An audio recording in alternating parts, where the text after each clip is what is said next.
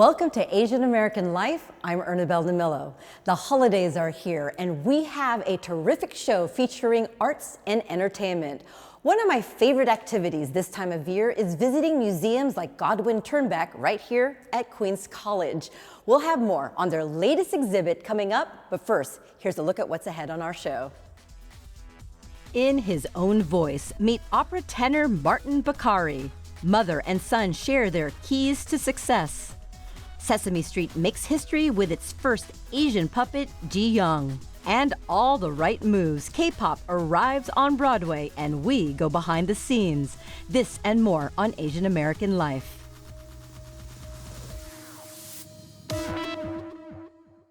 There are a few singers of color on the opera stages, but that's slowly starting to change. I met up with one rising star who's embracing his immigrant roots both on and off the stage. Critics call him the golden tenor. Let's go to Honey Brains. Martin Bakari and I met at Honey Brains, a fast casual cafe over honey tea. The perfect drink for an opera tenor preparing for not one, but two shows, including a performance at Carnegie Hall. Will you feel what I feel? What do you love about being an opera singer? Wow, I mean, that's a great question. There's so many things to love. For starters, just being able to tell these amazing stories on the stage through this glorious music with my own voice. And what a voice he has. Hear my voice call back to you. It's hard to imagine that a young man with this voice didn't even know what opera was when he was a teenager. But one day his mom made him go see the famous three tenors, Placido Domingo, Jose Carreras, and Luciano Pavarotti.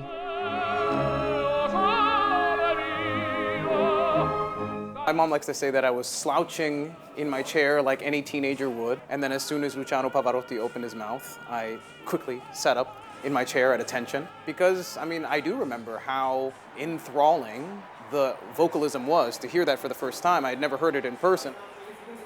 The performance was apparently not originally scheduled, and it was actually the last performance they ever did together.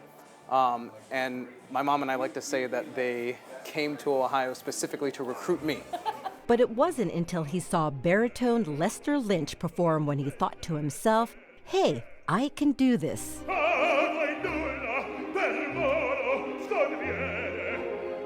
I didn't know that people like me sang opera, especially at the highest levels. So it certainly opened up my eyes and opened up my mind to the idea that, I don't necessarily want to do this, but if I wanted to, I could. There aren't many opera singers of color, especially on the biggest stages. According to a recent study, 70% of opera singers are white. Bakari knows that when he is on stage, he's more than just a tenor with a soaring voice, but admits being a role model can sometimes be tough. It's a very exhausting burden to carry sometimes, when I don't want to be representative of an entire community, or in my case, a couple of different communities. I just want to live as Martin. But at the same time, it's also an opportunity that I cherish, because I think that I have the opportunity to not only inspire people who are like me, but also, frankly, and I wish that I didn't have to do this, but change the minds of people who might have a certain idea of what black men are like, or what Filipinos are like, or whatever the case may be. Bakari, whose mom is Filipino and dad is Tanzanian, grew up with his siblings in rural Ohio. He credits his small-town roots for supporting his big city dreams. A wonderful experience growing up in Yellow Springs. I often say that had I grown up in virtually any other town in that area, I'd probably be doing something very different with my life, because it's a town that is very encouraging of young people to do what it is that they love, and great love for the arts. Bakari studied music education at Boston University. In 2013, he went to Juilliard on a scholarship where he got his master's in performance. He found himself booking work immediately. Bakari has performed on some of the world's biggest stages, from Carnegie Hall to the Kennedy Center to the Atlanta Opera. Along with singing in some of his favorite classical operas, Bakari has performed in critically acclaimed new works, including Charlie Parker's Yardbird at New Orleans and Dayton Operas. He also teaches at the Mannes School of Music at the New School. While life has been nonstop for Bakari, who also recently got engaged, he says he wouldn't have it any other way. Honestly, it's more exciting now than it was when I first got started, because I feel like I can truly appreciate it.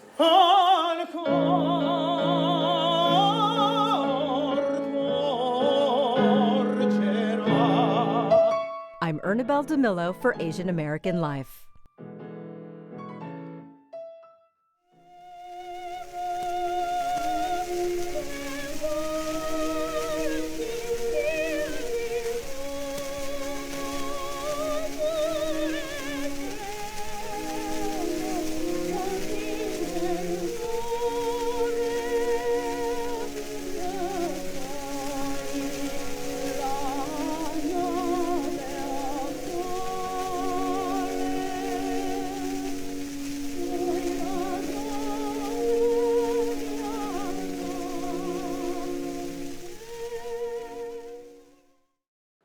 I'm Kyung-Yu at the Circle in the Square Theater, where history's being made with the first Broadway musical celebrating K-pop, the distinctive Korean pop music phenomenon that's taking the world by storm. There's plenty of what you'd expect in a musical about K-pop. The high energy, the catchy melodies, the synchronized moves, and slick choreography. 언제까지 이럴 거니 언제부터 변한 거니 따뜻하고 날 잊힌 건 언제고. But there's much more to K-pop the musical, according to its book writer, Jason Kim. The creative team, we made a huge effort to continue or try to continue the great tradition of Broadway and telling a timeless story, a story that will stick with you, a story that elicits emotions, laughter, questions. The show stars Luna, a bona fide K-pop superstar in her native Korea as a former member of the popular girl group FX. She's making her Broadway debut in the show about K-pop stars who go through the rigors of training to prepare for a special one-night-only concert. But during the preparation, the character played by Luna struggles with choosing what she wants with her life over the relentless pressures of performing. The desire to make something of yourself and really perfect whatever your craft is, and to ask questions like, who are my friends, who's my family, how do I find myself? To me, those are extremely human questions. They're not specific to Korean people, they're not specific to Americans, they're not specific to anybody. They're just very, very human. And by exploring these universal themes, the musical hopes to invite everyone to identify with the characters who are complicated, flawed, and multidimensional. Helen Park composed the music and lyrics. There's a tendency to generalize Asians, generalize Koreans or K-pop stars. There's people. It's easy to just generalize and simplify, but in reality, there's so much diversity and variety, and I'm really excited to show that together with Jason to the world.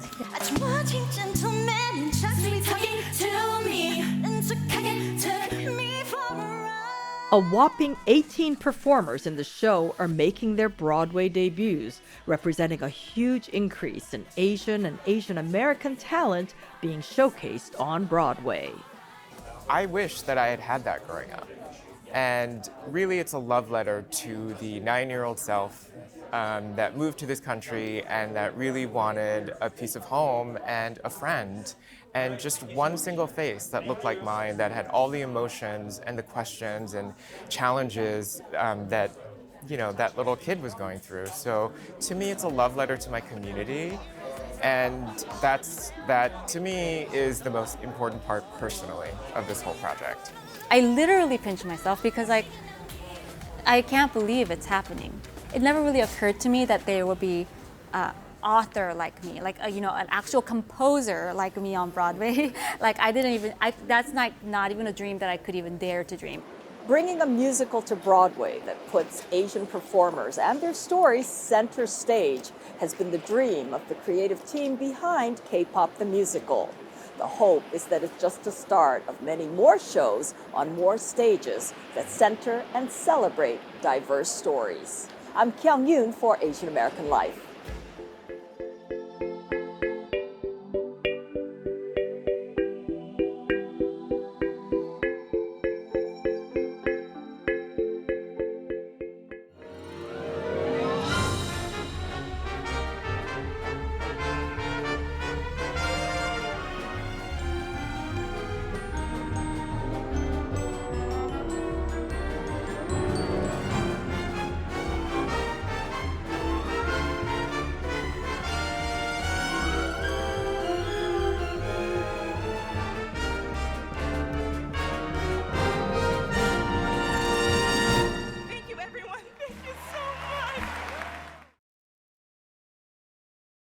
2 pianos, a mom and her son, and a whole host of deserving charities. That's 2 Piano Journey.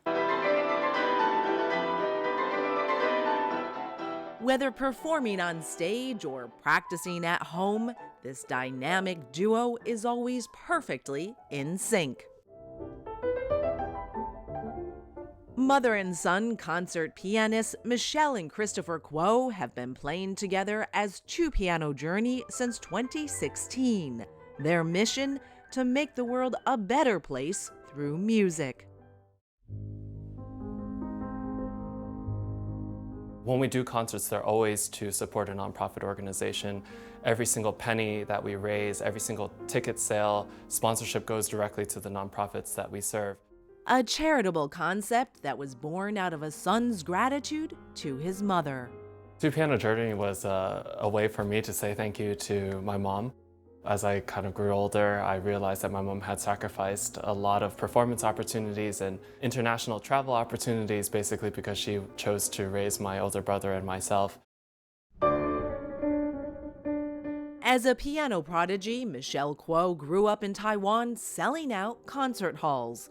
By the time she was 13 or 14, I think, she had already made her orchestral debut with the National Orchestra in Taiwan, and then she ended up winning the national competition 3 times. Michelle moved to Hong Kong, won another national competition, then came to the U.S. on scholarship to study at the Eastman School of Music and Juilliard, where she met her husband, got married, and became a mom. During that time, I was thinking that, well, either I will be a good mother or a good musician. So Michelle continued to pursue her passion through teaching. Her most important students were her sons. When Christopher went to college, he chose to study finance, but he never lost his appreciation for his craft thanks to his mom's quiet encouragement. She just left an electric piano with a stack of books, and she said, "It's here for you when you need it."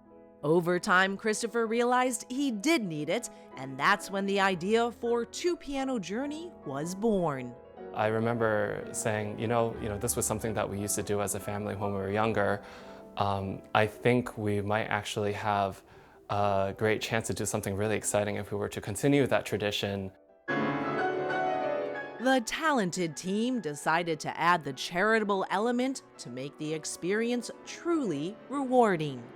I'm so grateful that he brought me back to the stage, and we can share our talents and share our love of doing the volunteer for the social impact. The full-time investment banker takes it one step further, helping smaller and younger charities maximize their contributions. My goal when I established these partnerships is to set a very ambitious fundraising target a whole year in advance, and then help them build fundraising infrastructure. To date, the rare mother and son piano pairing has performed over 40 concerts across the country. Their most recent in the city at Carnegie Hall benefited the Chinese American Planning Council of New York City. The fun part is always talking about what's the next goal, what's our next dream. It's been the adventure of a lifetime. I wouldn't give this up for anything. For Asian American Life, I'm Susan Jun.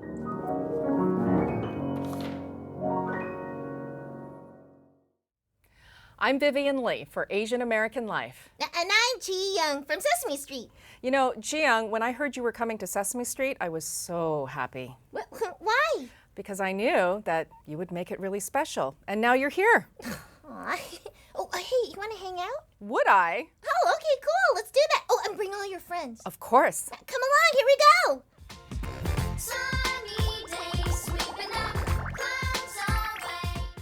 Sesame Street's 53rd season launched on November 3rd with Ji Young as a fully fledged cast member and the show's first Asian American Muppet. Well, what if we paint something on the wall? Wait. Paint on the wall? Yeah. I'd love it. That is a wonderful idea. Ji Young was introduced as a guest last year in the See Us Coming Together special, a full-throated response to anti-Asian American sentiment and hate crimes across the U.S. See us come together when we sing. la la la la la. Fighting, let's go! Sesame characters have come and gone over its nearly 6-decade run. But the producers and puppet builders who brought Ji-young to life say the public's reaction to this sparkling character swayed Sesame to cast her permanently. Are you thinking what I'm thinking? We've seen videos of little kids reacting to seeing Ji-young, and they are just so delighted because they feel seen. Liz Hara studied American culture and racial representations in children's television programming years before joining Sesame Street. I mean, the flip side of that also is a little sad that they already know that seeing themselves on TV is a little unique. We wanted somebody who was generationally very close to their culture, but also really want to stress that Asians are born in America. Like we've been here a while. We're not new. We should all be proud of who we are and where we come from. We wanted to make sure that the character was authentically Asian without kind of playing into very specific stereotypes. Loud and joyful instead of, the kind of quiet, meek Asian American, and very physical. The response to her from not only other Asian kids, but their parents has been really overwhelming. Puppeteer Kathy Kim has been with Sesame Street since 2015 and, like Ji-young, is American-born to immigrant Korean parents. She refers to the days Sesame Street aired only on PBS. These days, each episode premieres on HBO Max. It feels like such an honor to get to perform her. Back in the day, we were, as a lot of immigrant kids are, didn't have cable, so PBS was my bread and butter. I feel like I learned about humor and music and friendship and jokes. In that way, Sesame Street really taught me English before preschool. Well, it's very nice to meet you. 반갑습니다. 아이고, 너무 반갑습니다, Miss Vivian. Can I first ask you what it's been like on Sesame Street? I'd never seen a neighborhood like it before. Do you know we have an 8-foot-tall bird? I heard, yeah. Even though there's so many different people and monsters and birds and penguins and honkers, everybody belongs. Belonging and positive self-identity anchor this season's episodes. Here, Ji-young and her friends mix paint colors to create their own skin tones so that all of them can be represented in a community mural. Ta-da! It's Ji-young pinkish gold, because this beautiful color looks like my skin. At Sesame Street, we have such a big responsibility and a big role within the fabric of the culture of the U.S. and really of the world. Executive producer Sal Perez says Ji-young is another way to illustrate how diversity takes many forms. From its Power of We special, where Tamir and Gabriella talk about their experiences as Black children, to the appearance of Oscar winner Troy Kotzer, who is deaf, and the creation of Grandma Nell. Every decade, every so often, it feels like there's something else happening in the world where we have to rethink what we're doing and how we can further that representation on camera. And so that's how Ji-young really fit into this. How specific can we be with their stories and have them feel authentic? Because that's really what's going to be the most universal. 2, 3. When I first heard about Ji-young, I actually cried because it was that profound for me. Anti-oppression strategist and trainer YK Hong works with major corporations and nonprofits. They say Ji-young's arrival on Sesame Street addresses a lack of Asian American representation in popular culture. The fact that she's a puppet gives you this infinite imagination of what she might represent in our real world. Because to me, for example, the Grouch, let's say, represents to me 500,000 kinds of people, not just this green character. And the same for Ji-young. Ji-young is Korean, but because she's a puppet, and a puppet that was very well crafted, not in any kind of, caricature ways, she's a being that represents everyone at the same time, which is something really hard to do when it's a live person or a live actor representing Asians on screen. Ji-young definitely has the touch. Thank you so much. Oh my God, I'm gonna start crying. Oh my gosh. I can take your picture. Right now when I'm crying? Okay. Sure, let's do that. For Asian American Life, I'm Vivian Lee. CUNY's Queens College is debuting a new contemporary art exhibit here at the Godwin-Ternbach Museum. It's called Understatements, Lost and Found in Asian America. Curator Herb Tam joins together 8 artists to define what it means to be Asian American today. I thought it'd be interesting to help other people explore this identity and culture and history for themselves. One artwork that stood out in the beginning was Jeremy Yuto Nakamura's painting of Wendy's.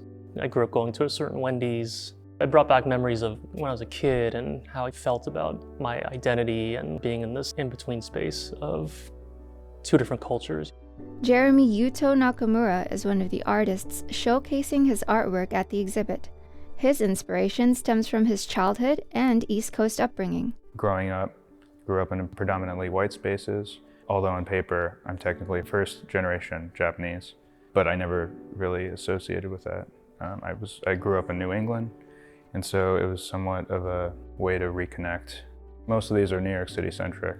And while I was kind of apprehensive to latch onto that theme, I think because there's such a big population of both immigrant and just naturalized Asian Americans, that, you know, these are just day-to-day scenes that people can connect with. Like Nakamura, the 7 other artists are inspired by their past and present lives and express what it means to be Asian American. Megan Mee Eiley's place for 2 ponytails to touch and the bronze slippers are objects she sees daily, and Mika Akagari uses objects like sticks, gum, salt, and candy to build her artwork. In 2021, the Thomas Chen Family Crystal Windows Endowment gave over $1.1 million to help establish the Queens College School of Arts. Queens College President Frank Wu was at the ceremony to receive the gift. This exhibit is an antidote to hatred. That's what art does. It heals.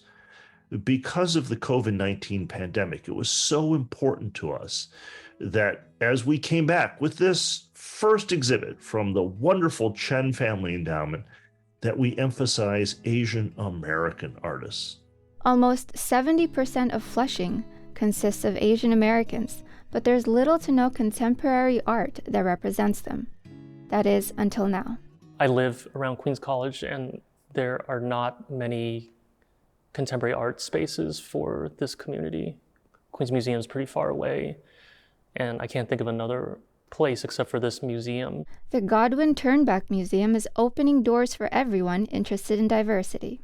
I can't remember the last time, though, that I went to any museum of any size, anywhere, and saw a group of Asian American artists. This is a special event for anyone interested in art, and especially for anyone who wants to see Asian Americans represented. The exhibit will end on January 6th, but that won't be the end for the Chen Family Foundation. They're providing scholarships and fellowships for budding artists, as well as an art exhibit every 3 years. For Asian American Life, I'm Roseanne Cox-Peralta. That's our show for now. If you want to learn more about our stories, be sure to follow us on Facebook, Instagram, and TikTok at Asian American Life. And if you find yourself in Queens, be sure to visit the Godwin-Ternbach Museum. I'm Ernabelle DeMillo. Have a happy holiday.